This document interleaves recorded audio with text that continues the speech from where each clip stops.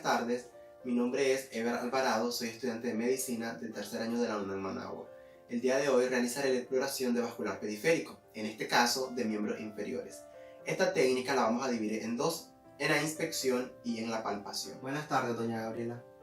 Buenas tardes. Soy estudiante de Medicina, me asignaron su caso para realizarle una exploración, pero para eso voy a necesitar tener acceso a sus piernas. Le voy a pasar una toalla para que se cubra. A la inspección debemos valorar las alteraciones en la coloración de la piel del miembro, debemos de evaluar su simetría, su tamaño, la presencia de edemas, la distribución del vello, la coloración de las uñas, al igual que su crecimiento, la presencia de lesiones, pueden ser estas erupciones como las flíctenas, úlceras, entre otras, al igual que vamos a evaluar la textura. En las alteraciones del color podemos encontrar rubicundez, cianosis y palidez. La rubicundez se puede presentar en estados fisiológicos. En este caso, cuando el miembro es sometido a altas temperaturas, entonces se produce una respuesta de vasodilatación. En este caso, la coloración de la piel es roja intensa y su piel pues tiene una temperatura tibia o caliente. Cuando observamos una coloración rojo cianótica, ello indica que la poca cantidad de sangre que está llegando a los dedos pasa directamente a la parte venosa de la circulación sin pasar por los capilares. En el caso de la cianosis, igual en respuesta fisiológica la podemos encontrar cuando el miembro ha sido sometido a altas temperaturas. En este caso se produce una vasoconstricción. En este caso la temperatura va a estar disminuida, la temperatura cutánea. Cuando observamos una cianosis pero la temperatura está normal, debemos de pensar en procesos vasoespásticos del árbol arterial. Principalmente la tromboflebitis, puede ser una atrofia por desuso o bien puede ser alguna otra alteración arterial. En el caso de la palidez, esta generalmente se acompaña de adormecimiento y frialdad. Cuando la palidez se acompaña de una temperatura cutánea normal o aumentada, esto significa de que hay una adecuada circulación a través de los vasos cutáneos, sin embargo existe una constricción en algún nivel. En el caso de doña Gabriela, por simple inspección podemos observar que no existen alteraciones en su color. El color de sus extremidades se adecua a la tonalidad de su color de piel.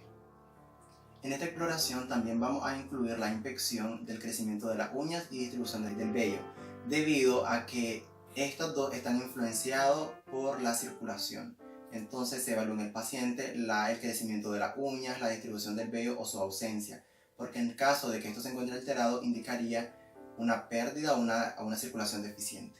En el caso de doña Gabriela se observa una muy buena distribución del vello en miembros inferiores, la brillantez y la coloración de sus uñas no presentan ningún tipo de alteración. A la inspección también vamos a evaluar la presencia de lesiones. Pudieran ser pigmentaciones, pueden ser estas manchas rosadas en el caso de una insuficiencia arterial, las cuales son pocas y poco numerosas y se observan en las piernas y en el dorso del pie. Las segundas erupciones o lesiones que podemos encontrar son erupciones como el caso de las flíctenas. Cuando estas son debidas a una alteración arterial son muy características porque tienden a aparecer durante la noche o se desarrollan muy rápido. Esa es la primera característica. Son asintomáticas, no presentan una reacción inflamatoria. Cuando son descubiertas, estas ya han alcanzado su máximo desarrollo y no se extienden. También podemos encontrar úlceras. Estas se pueden desarrollar en los sitios donde sufren traumatismo o irritaciones por parte del calzado. Cuando estas úlceras son bastante recurrentes, debe de pensarse en una circulación deficiente. A doña Gabriela, a la inspección podemos ver que no se observa pues, ningún tipo de las lesiones antes descritas. A la inspección también vamos a evaluar la presencia o la ausencia de edemas. Los edemas también pueden ser causados fisiológicamente o también pueden ser patológicos. En el caso de los edemas fisiológicos pueden ser los edemas que se presentan en los pacientes obesos, los edemas que se presentan cuando estamos expuestos a altas temperaturas o bien puede ser un edema postural. Los edemas que se presentan en situaciones patológicas, refiriéndonos a este tema, tenemos las tromboflebitis, las inflamaciones locales, las enfermedades arteriales oclusivas o los procesos vasoespásticos. Por simple inspección, doña Gabriela no presenta edemas en ninguno de sus miembros. En caso de que existieran, posteriormente a la palpación nosotros corroboramos esa información cumpliendo con las técnicas ya conocidas. La siguiente técnica es la palpación. A través de la palpación nosotros verificamos lo que el paciente nos refirió en la historia clínica, aparte de que verificamos lo que nosotros pudimos ver en la primera técnica que fue la inspección.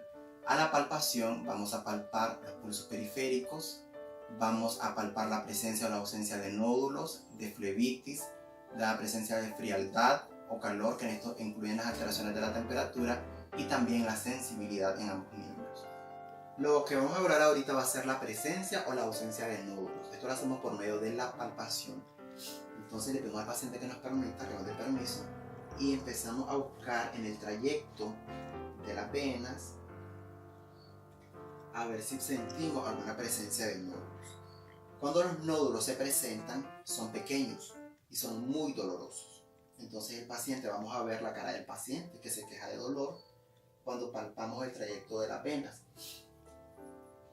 o el trayecto de los vasos sanguíneos, no solamente las venas. Y en caso de que los nódulos estén presentes, pudieran indicar, evaluamos ambos miembros, y pueden indicar una periarteritis nodular o una vasculitis nodosa. En el caso de doña Gabriela, no presentó nódulos en el miembro inferior derecho y tampoco en el miembro inferior izquierdo. Cuando palpamos en busca de los nódulos, al mismo tiempo aprovechamos para buscar flebitis. Las flebitis son muy dolorosas, es decir, el aumento de la sensibilidad en el miembro del paciente. Cuando las flebitis afectan a las venas profundas, generalmente la reacción inflamatoria no alcanza la superficie. Pero si afecta a las venas superficiales, las trombosis venosas se pueden palpar como una línea de induración en la piel. A la palpación vamos a buscar alteraciones en la temperatura. Entonces lo que podemos encontrar es una extremidad fría. Cuando la frialdad es simétrica y es bilateral, es decir, afecta a ambas extremidades, debemos de pensar en un proceso vasoespástico o una alteración vascular oclusiva. Igual palpamos lo que son los dedos. Si la frialdad la encontramos en un solo dedo, esto nos puede orientar a que existe un proceso vasoespástico grave persistente o bien a que existe una lesión arterial orgánica. También podemos encontrar una extremidad caliente o ambas extremidades calientes. Cuando el paciente nos refiere a veces sensación de quemazón, pero a la palpación de la extremidad nosotros encontramos una temperatura fría, esto nos puede indicar a procesos vasoespásticos o procesos vasculares oclusivos. Ahora, si él nos refiere igual a la sensación de quemazón, pero al palpar la extremidad la encontramos caliente, podemos pensar en dos cosas, ya sea una celulitis o una flebitis. Ahora vamos a palpar los pulsos arteriales periféricos. El primero que palpamos es el pulso pediodorsal. Este lo vamos a buscar por fuera del tendón extensor propio del dedo gordo. Entonces el tendón queda aquí y nosotros palpamos por fuera, lateralmente.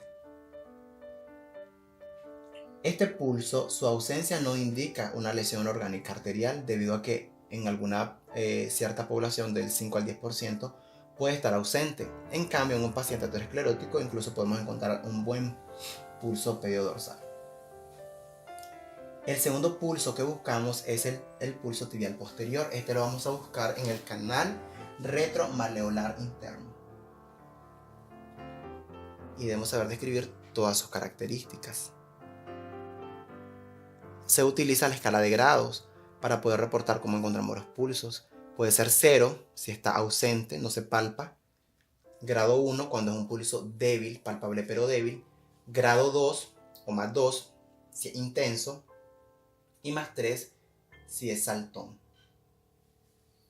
Para palpar el pulso popliteo le pedimos al paciente que flexione la rodilla y ponemos las yemas de los dedos y que se unan en el medio.